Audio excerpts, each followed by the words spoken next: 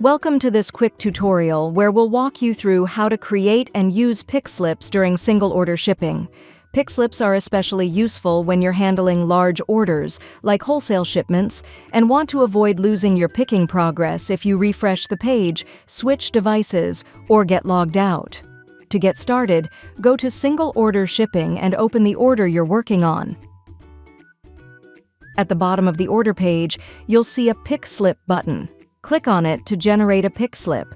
Once generated, you will see a pick slip code, along with a list of the products, quantities, and storage locations you selected.